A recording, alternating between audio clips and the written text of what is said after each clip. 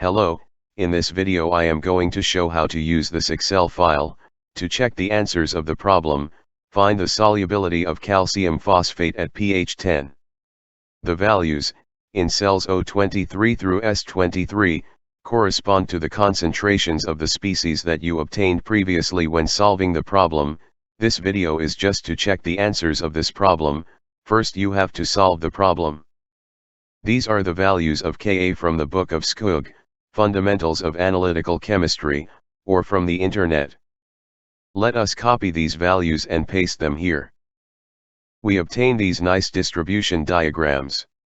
If you get something like this, and you see values here in the alpha values columns instead of symbols, then you can say that the procedure is right.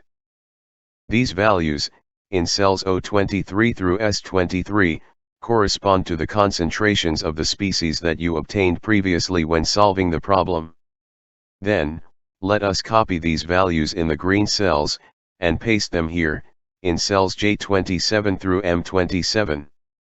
We find the total concentration, Ct, in cell I27, which is the addition of the concentrations of the species with phosphate in cells J27 through M27. It is also 2/3 of the concentration of calcium, found here, in cell S23.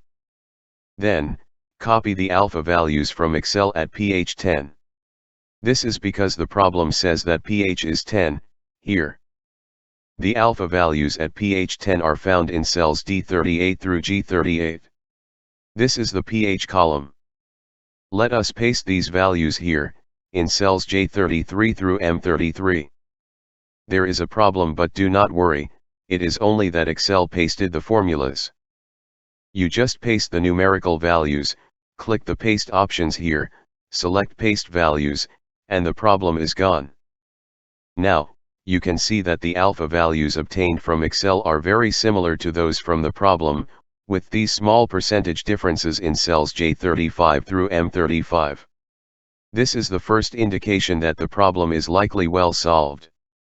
Now, you will see here the concentrations of the species, from Excel, in cells J28 through M28, and those from the problem, in cells J27 through M27, with these small percentage differences, indicating that the problem is likely well solved. If you find differences larger than 2% in absolute values, go to the problem, and check that you are using all significant figures or check for mistakes. This is all, thank you very much.